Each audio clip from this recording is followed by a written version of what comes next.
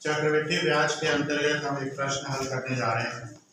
प्रश्न हमारा इस प्रकार से दिया हुआ है कि कौन सा धन 1/1/2 वर्ष में 10% की वार्षिक चक्रवृद्धि ब्याज की दर से 18,522 रुपए हो जाएगा यदि ब्याज की गणना अर्धवार्षिक की जाए। यहाँ पे ध्यान दीजिए, ब्याज की गणना क्या है? अर्धवार्षिक है। अर्धवार्षिक का मतलब 6 महीने। तो देखिए हमको इस प्रश्न में क्या क्या दिया हुआ है। सबसे पहले देखिए समय कितना दिया हुआ है, 1/1/2 वर्ष। 1/1/2 वर्ष मतलब कि कितने महीने हो गए? एक वर्ष में 12 महीने और आधा वर्ष में और 6 महीने और जुड़ जाएगा, तो कुल मिलकर कितना हो गया? 18 माह। ठीक है। अब यहाँ पे दर कितना दिया है? 10% वार्षिक दिया हुआ और हमको गणना किस पे करना है? अर्धवार्षिक में। मतलब 6 महीने में कितना हो जाएगा? जिसका आधा हो जाएगा, तो ये हो जाएगा 5% अर्धवार्षिक। अर्धवार्षिक। ऐसे ही अगर यहाँ पे समय को अगर देखें तो इसको 6 से भाग दे देंगे तो कितना हो जाएगा? 3 अर्धवार्षिक समय हो जाएगा। ठीक है, तो समय भी हमारा क्लियर स्पष्ट हो गया, दर भी हमारा स्पष्ट हो गया। अब देखिए आगे क्या दिया है? ब्याज की दर से 18,522 रुपए हो जाएगा। हो जाएगा लिखा है, इसका अर्थ है कि वो मिश्र धन है। मिश्र धन बराबर 18,522 रुपए। निकालना क्या है इसमें? कौन सा धन है? जब भी इस तरह के प्रश्न में पूछा जाएगा किस धन पे या कौन सा धन है, इसका अर्थ है कि वो मूलधन पूछना चाह रहे हैं। तो हमको ज्ञात क्या करना है? मूलधन। तो मूलधन हमारा प्रश्नवाचक चिन्ह हो गया। अब इसको हमको चक्रवृद्धि ब्याज की दर से हल करना है। ठीक है, तो हमारे पास जो सूत्र है वो सूत्र है मिश्र धन बराबर मूलधन गुणे एक धन दर बटे 100 की घात समय। अब इस सूत्र में हम मान रखते हैं, तो मिश्र धन के मान जो है 18,522 रुपए, इसको रख लिए।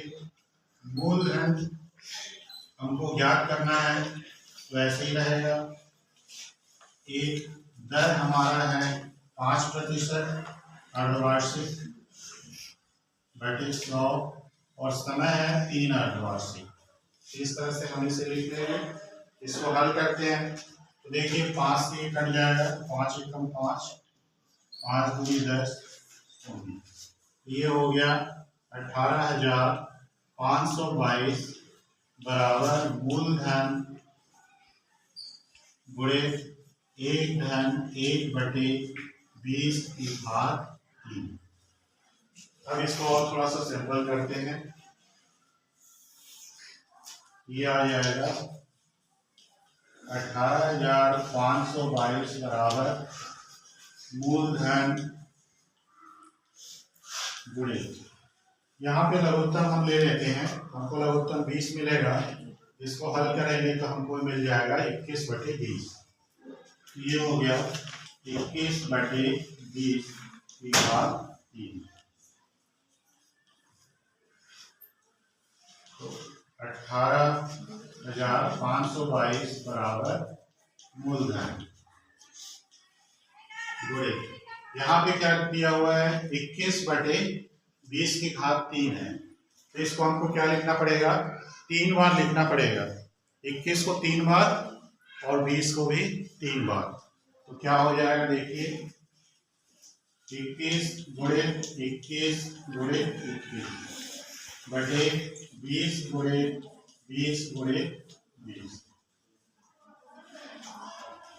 ये हो जाएगा 18,522 बराबर मूलधन 21 को आपस में 3 बार गुणा करना है, ठीक है।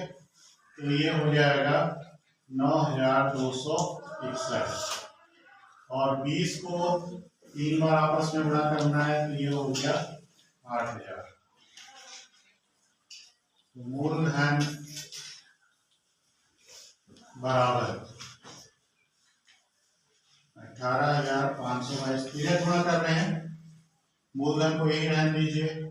तो ये 8,000 कहाँ हो जाएगा, 18,522 से गुणा होगा, तो यहाँ पे 8,000 हो गया और ये गुणा है इधर आके भाग हो जाएगा, 9,261। तो 9,261 है और ऊपर 18,522 है।